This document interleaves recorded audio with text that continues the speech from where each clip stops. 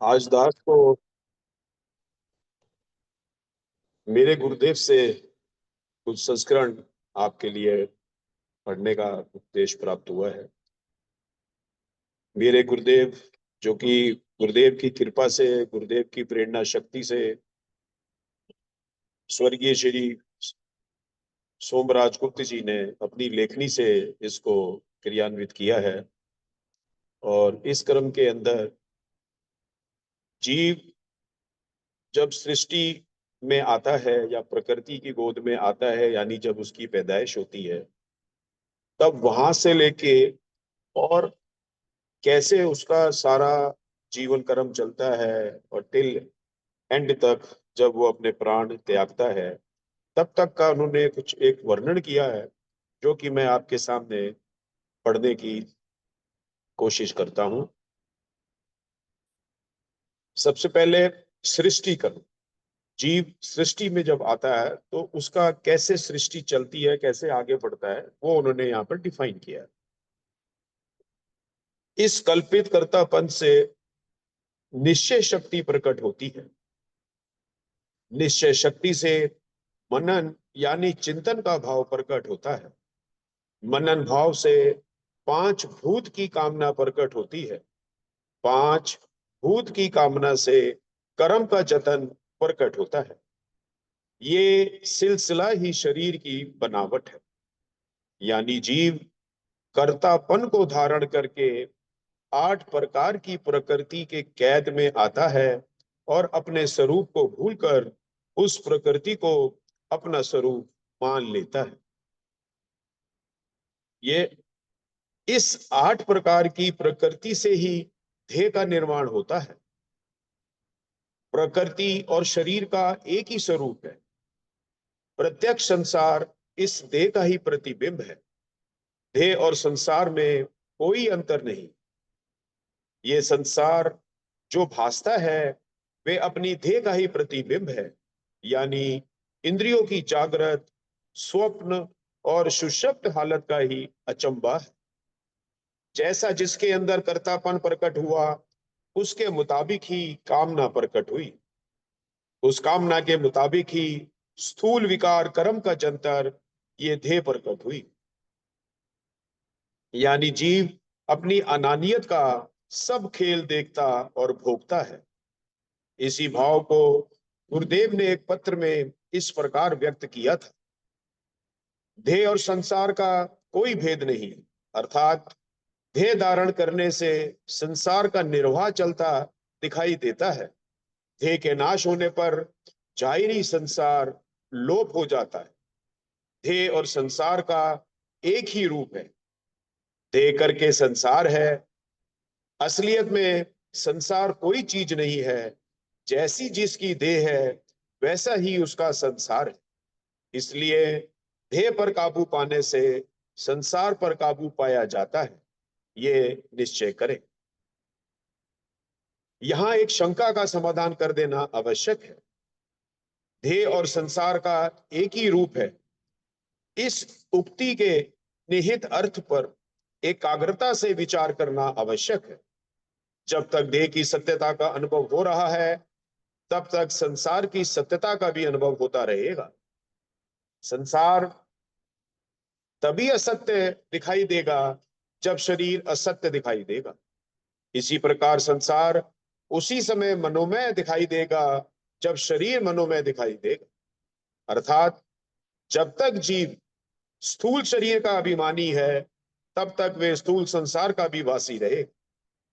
जिस समय वे शरीर को संकल्प रूप जान जाएगा, उस समय वे संसार को भी संकल्प रूप अनुभव करने लगेगा। देह पर काबू पाने का अर्थ है उसे संकल्प रूप में देखना। ऐसा पुरुष संसार पर भी काबू पा सकता है। इस संबंध में एक प्रेमी से हुआ वार्तालाप शिक्षाप्रद है। प्रेमी ने प्रश्न किया, महाराज जी, बाइबल में लिखा है कि विश्वास से पर्वत भी हिल जाते हैं। क्या मनुष्य अपनी संकल्प मात्र से ऐसा कर सकता है? गुरुदेव फरमा रहे हैं, प्रेमी, ऐसा तभी हो सकता है जब दृश्यमान संसार संकल्प रूप होकर अनुभव में आने लगता है। जब तक संसार स्थूल रूप में अनुभव हो रहा है, तब तक ऐसा होना संभव नहीं है। जिस प्रकार संसार की मनोरूपता का अनुभव देह की मनोरूपता के अनुभव की अपेक्षा रखता है, उसी प्रकार संसार की असत्यता का अनुभव देह की असत्यता के अनुभव की अपेक्षा रखता है।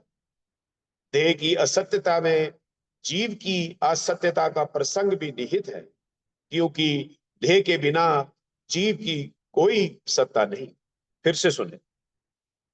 जिस प्रकार संसार की मनोरूपता का अनुभव देह की मनोरूपता के अनुभव की अपेक्षा रखता है, उसी प्रकार संसार की असत्यता का अनुभव देह की असत्यता के अनुभव की अपेक्षा रखता है।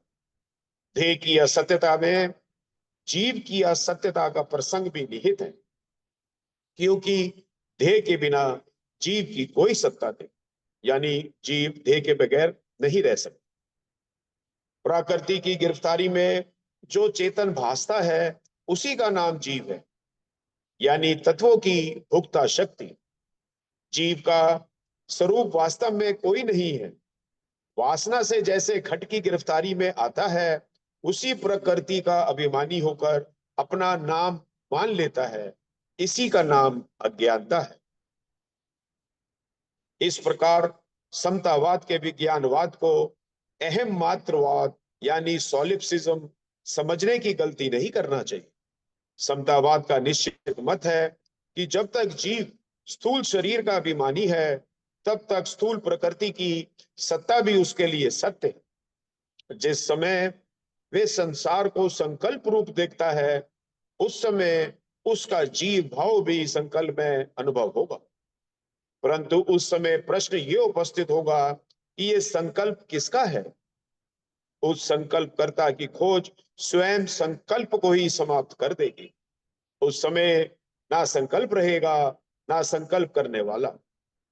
कर्तापन के स्रोत की खोज का अंत अकर्ता स्वरूप समता तत्व में होता है।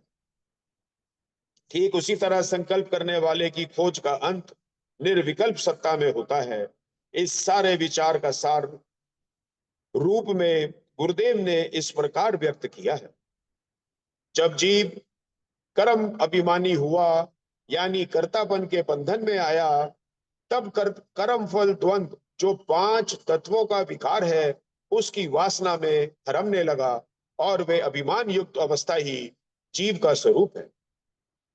कर्तापन के बंधन में आने का कोई कारण नहीं। इस वास्ते ये कल्पना ही माया का स्वरूप है। इसका निर्णय यथार्थ स्वरूप से होना कठिन है। निर्णय हमेशा सत वस्तु का होता है, जो चीज वास्तव में है ही नहीं और प्रत्यक्ष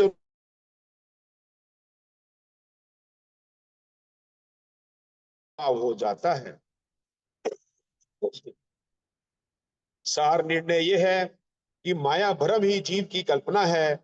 जब जीव अकल्पित हुआ, तब सब भ्रम से निर्मल होकर केवल कैवल्य स्वरूप हो जाता है, जो जीव का नित्य स्वरूप है।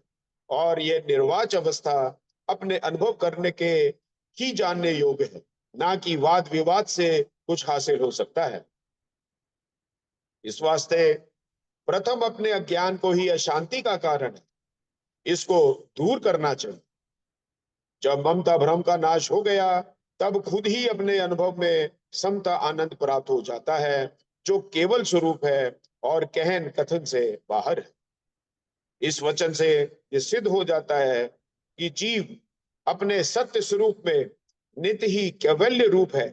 परमार्था ना कोई कर्तापन है और ना ही उससे उत्पन्न 8 प्रकार की प्रकृति है। बंधन, मुक्ति, कारण कार्य का झगड़ा केवल अज्ञान अवस्था में ही दृष्टिगोचर होता है। ये अवधारणाएं मात्र कल्पना है। विश्लेषण करने पर ये निरर्थक सिद्ध होती है। सृष्टि ना होने पर भी दिखाई दे रही है। इसलिए कोई भी बौद्धिक अपवर्ग, भाव अभाव, कारण कार्य आदि इसके तत्व का निरूपण नहीं कर सकते। समता तत्व में संसार का कोई खेद नहीं है, परंतु संसार में समता तत्व ओतप्रोत है।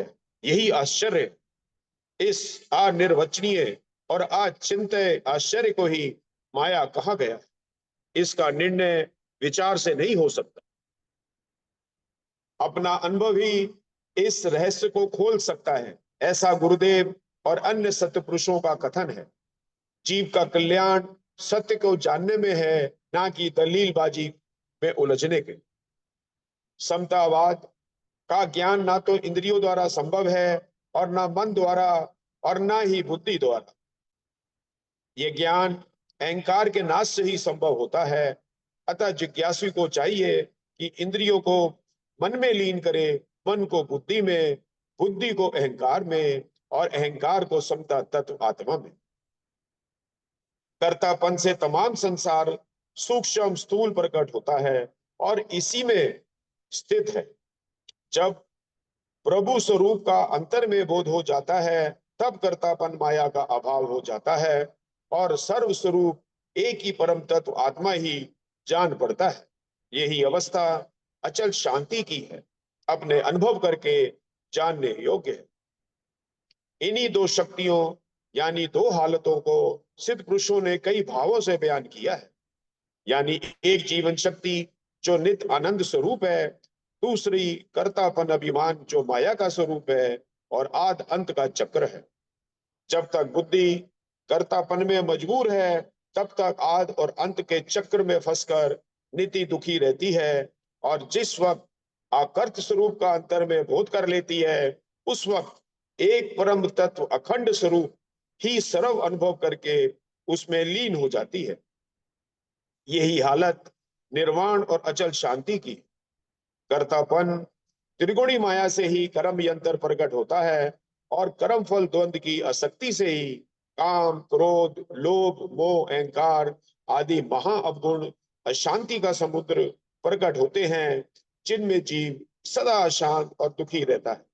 इस वास्ते तमाम दुखों से छूटने के वास्ते एक परम तत्व आत्म स्वरूप अकर्तम शक्ति का जानना ही कल्याणकारी है और सत्पुरुषों के सत्य उपदेश की यही सार है।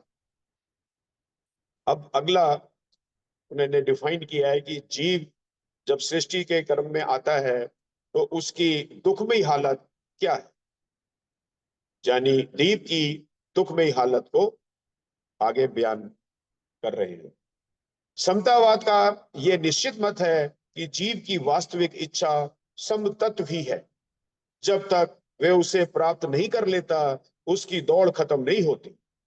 तमाम चराचर भूत उसी आत्म तत्व की तलाश में भटक रहे हैं, लेकिन उस आत्म तत्व को अपने में ना खोजकर इंद्रियों के भोगों, मन की कल्पना और बुद्धि की चतुराई में ढूंढ रहे हैं। यह अज्ञान ही जीव के परम दुख का कारण है। समतावाद जीव की चलायमान हालत को परम दुख में मानता है। इस संबंध में समतावाद बौद्ध मत से एक मत है।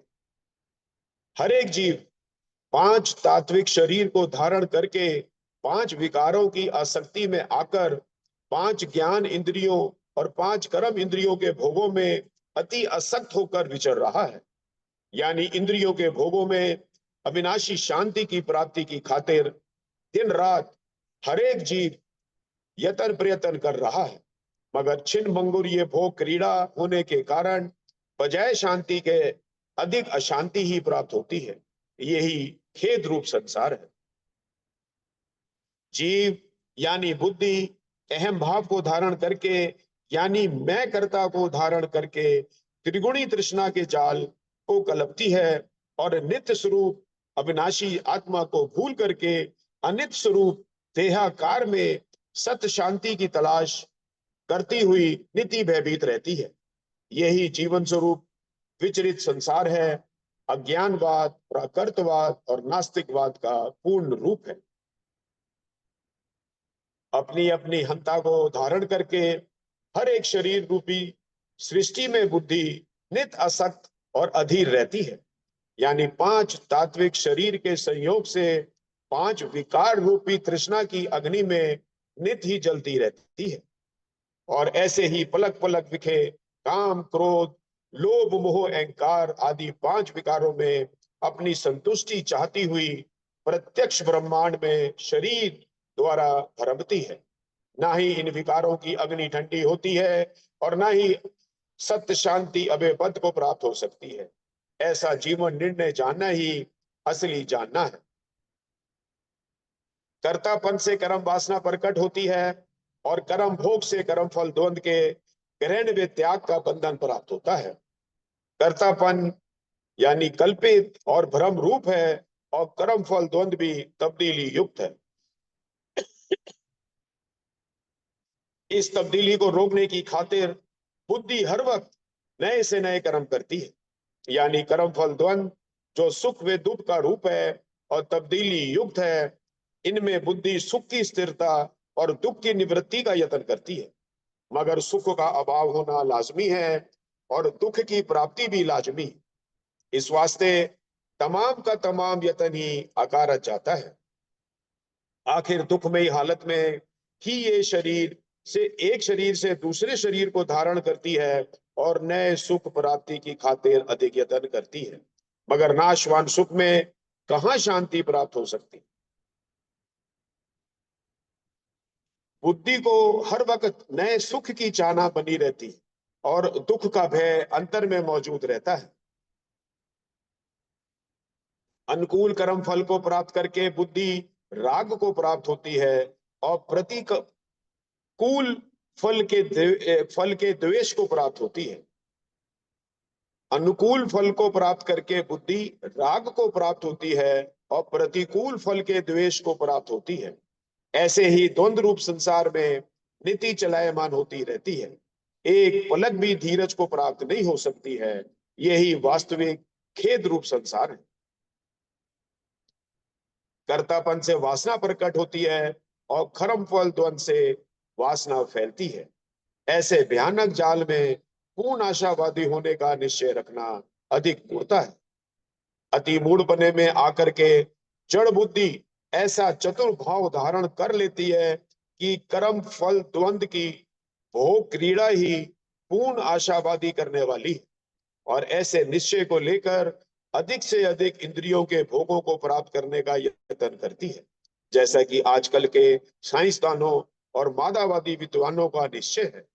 मगर जी जो इंद्रियों के भोगों का फैलाव बढ़ता है, त्यों तो वासना की अग्नि अधिक प्रचंड होती रहती है, जो परम खेद का स्वरूप है।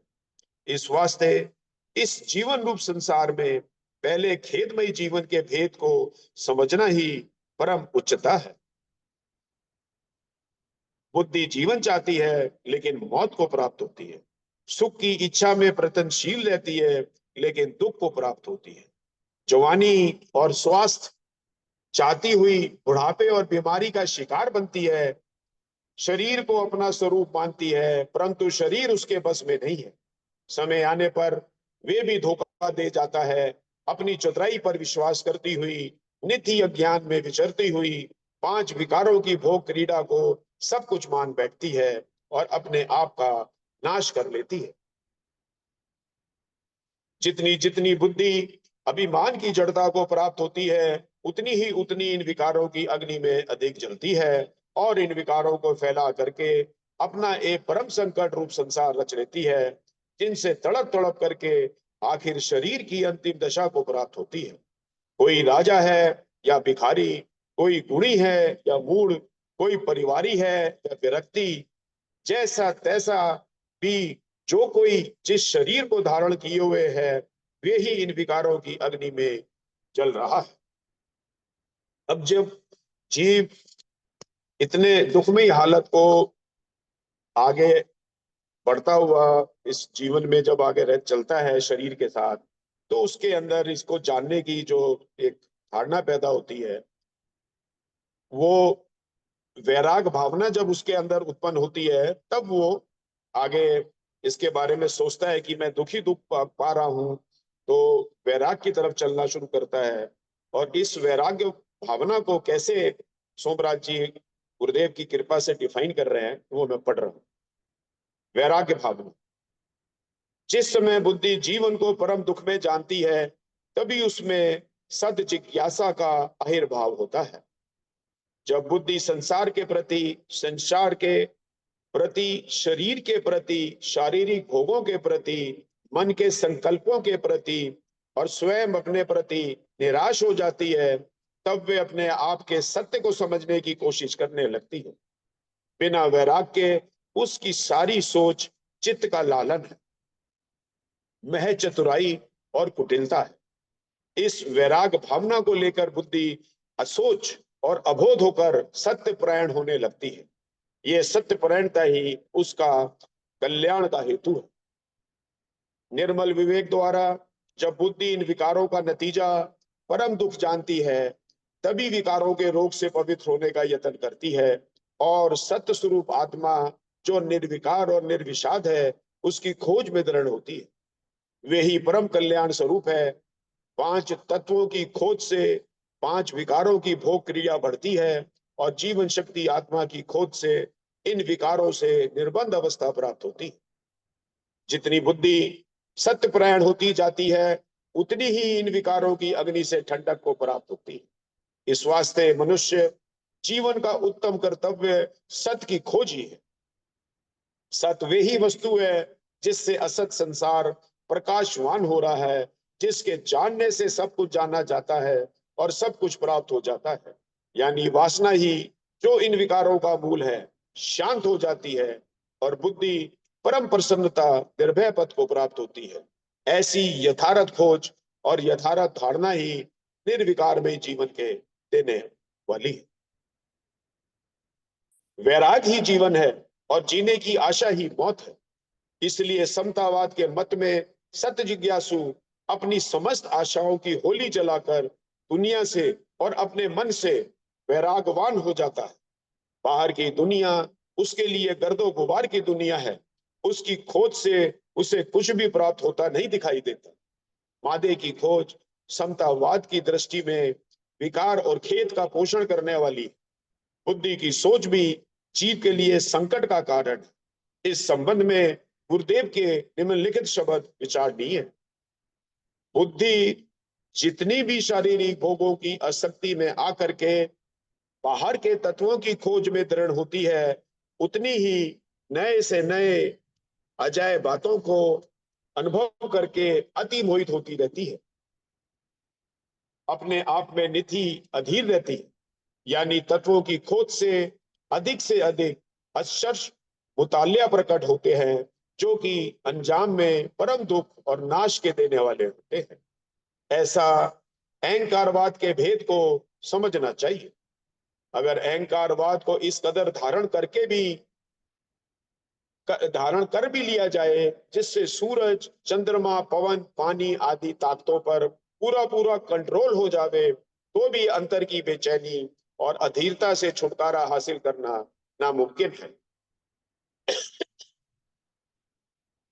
इस वास्ते इंद्रियों के भोगों के वश होकर के बाहर के तत्वों की तहकीकात करके नए से नए सुख पदार्थ प्राप्त करने में बजाय शांति के अधिक से अधिक अशांति और भय ही प्राप्त होता है। ये निश्चय होना चाहिए। जैसा कि आजकल की साइंस का असर हर एक के अंतःकरण में हो रहा है, हर एक मनुष्य बजाय जिंदगी के कायमी के जिंदगी को नाश की तरफ ले जाता।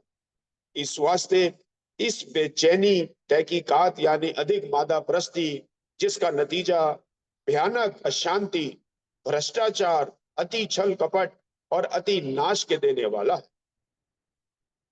इससे जागृत होकर के यानी मादा परस्ती की तहकीकात को छोड़ करके जीवन शक्ति की तहकीकात करनी चाहिए, जिससे असली मुद्दा जो परम शांति निर्भय पद का है, वे पूरा हो जाए और ये मानुष जीवन यात्रा सफल हो। जब बुद्धि वैरागवान हो जाती है, वैराग को धारण करती है, तो सत्य की तरफ उसका झुकाव होने लगता है। यानी जीव सत्य की तरफ जाने की कोशिश करता है, जिसे गुरुदेव की कृपा से सोमराज जी इधर बयान कर रहे हैं। सत्य परायणता, मादा प्रस्ती के विरुद्ध गुरुदेव की ये चेतावनी आज के युग के लिए विशेष महत्व रखती है, क्योंकि आधुनिक युग के अक्सर विचारकों ने भौतिक प्रकृति की खोज को ही सत्य की खोज मान लिया। चेतावनी इतने जोरदार शब्दों में दी गई है कि इस पर अधिक टीपा टिप्पणी करने की आवश्यकता नहीं है।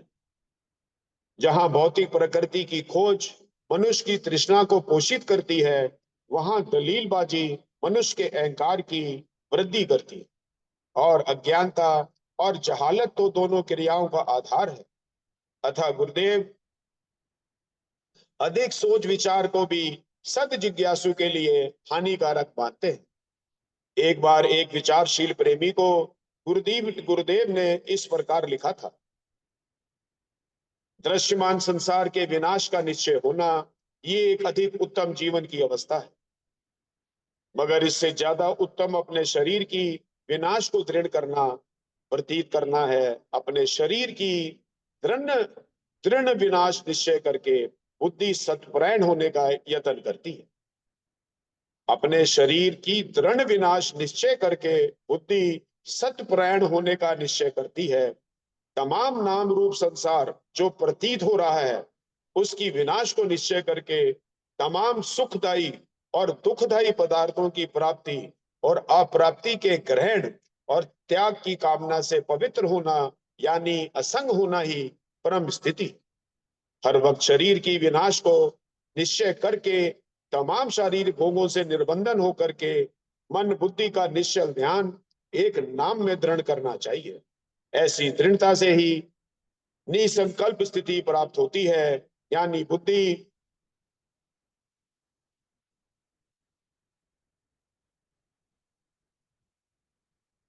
दृढ़ता से ही निसंकल्प स्थिति प्राप्त होती है, यानी बुद्धि कर्ता कर्म और कर्म फल द्वंद से निर्मल होकर के केवल सत्स्वरूप में निश्चल होती है। शरीर की कामना का अधिक भयानक रोग इस बुद्धि को लगा हुआ है। संसार की विनाश को प्रतीत करने पर भी शारीरिक भोगों की आसक्ति से निर्बंधन नहीं हो सकती है, यानी शरीर की विनाश को निश्चय नहीं करती है और ना ही भोग वासना से असंग होने का यत्न करती है। ये मोह माया रूपी जाल बड़ा दुष्कर है। इस वास्ते हर वक्त शरीर की नाश को निश्चय करके तमाम इंद्रियों के भोगों की आसक्ति से निर्बंधन होकर एक नाम के परायण अचल होना ही इस दुर्मत जाल से छुटकारा देने वाला है और जीवन स्वरूप परम तत्व में निश्चलता की प्राप्ति के देने वाला सत्यतन है। यानी शारीरिक सुखों से उपरत होकर के केवल एक नाम चिंतन में बुद्धि को बार बार एकाग्र करके तमाम शारीरिक कर्मों के द्वंद्व रूपी फल प्रभु आज्ञा में समर्पण करके होना ना होना से अचिंत होकर के नित आनंद अविनाशी शब्द में अंतर में निश्चल होना ही सत स्थिति है और यही रोगारूढ़ अवस्था है। सो प्रेमी जी, इस भयानक सृष्टि से इस भयानक सृष्टि के जाल से छुटकारा हासिल करने की खातिर केवल एक नाम का चिंतन करना और तमाम शारीरिक सुख और दुख को प्रभु आज्ञा में समर्पित करते हुए अपने आप को निर्माण निष्काम और निर्भय अवस्था में दृढ़ करके निश्चल होना ही परम स्थिति है। इस वास्ते तवज्जो को ज्यादा मुंतशिर करने की बजाय अधिक से अधिक सत्य यत्न करके नाम में दृढ़ करना चाहिए, क्योंकि नाम की दृढ़ता से सत विश्वास और सत अनुराग की दृढ़ता होती है, जो कि इस शरीर की कामना से पवित्रता देने वाला है। जिस वक्त मानसिक धारा गहरे विचारों की तरफ जाए तो सर्व मिथ्या निश्चय करके दृढ़ करके सतनाम में अखंड तवज्जो लगानी चाहिए। ऐसे अखंड जाप की दृढ़ता से बुद्धि निश्चलता को प्राप्त करके सत्य शब्द अविनाशी तत्व को आंतरिक में बोध करती है, जो इसका अपना निज स्वरूप है। ज्यादा सोचने और विचारने से ज्यादा में सुरती का दृढ़ करना परम कल्याणकारी है। इस वास्ते अभ्यास और वैराग की दृढ़ता को धारण करके संसार से असोच और अबोध होने का यत्न करें। अपने सत यत्न से तमाम मानसिक वृत्तियों का निरोध सहज ही हो जाता है और तमाम शारीरिक कामनाओं से पवित्र होकर के, यानी 10 इंद्रियों की आसक्ति से निर्बंधन होकर के नाम परायणता में निश्चल होती है और निज स्वरूप अविनाशी शब्द को बुद्धि अनुभव करके तमाम दुर्मत के जाल से असंग हो जाती है, यानी अपने निश्चल निर्मल चेतन स्वरूप में स्थित होती है। यही परम धाम अवस्था है। जब आत्मा को कर्ता जान करके बुद्धि तमाम कर्मों के फल दुख सुख में असंग होती है, यानी लहमा लहमा तमाम शारीरिक कर्म प्रभु आज्ञा में समर्पण करती है, तब राग और द्वेष से निर्मल होकर के अविनाशी शब्द सत्यपथ में स्थिति होती है। ऐसी भावना को ही कर्म योग कहते हैं, यानी कर्मों के फल द्वंद का त्याग करना प्रभु आज्ञा में। जब बुद्धि आत्मा को अंतर में बोध करके तमाम शरीर की वासना से निर्मल हो जाती है, तब अपने को साक्षी स्वरूप आत्मा अकर्ता अकर्म अखंड निर्वास निर्वाण समझकर स्थित होती है। ऐसी स्थिति को ज्ञान योग कहते हैं। कर्म योग और ज्ञान योग का स्वरूप एक ही है। जब तक ध्येय अभिमान और ध्येय कामना में बुद्धि मलिन रहती है, तब तक कर्म योग यानी प्रभु आज्ञा में सर्व कर्म फल का निश्चय ही कल्याण को देने वाला। इसी को भक्ति योग भी कहते हैं। अच्छी तरह से विचार कर लेवे और नित्य सत्य यतन से अपनी मानसिक दोषों से पवित्र हो करके अपने अखंड शांतमयी निज स्वरूप को बोध करें। प्रेमी जी, केवल संसार की नफादारी को समझने से सच शांति प्राप्त नहीं होती है। कुछ समय के बाद ये भावना संसारी मोह की अधिकता से नष्ट भी हो जाती है। इस वास्ते संसार की नफायदारी को समझते हुए सत स्वरूप की प्राप्ति का अधिक यत्न करना असली कल्याण के देने वाला है, यानी नाम सिमरण के अभ्यास में दृढ़ होना चाहिए। ओम ब्रह्म सत्य।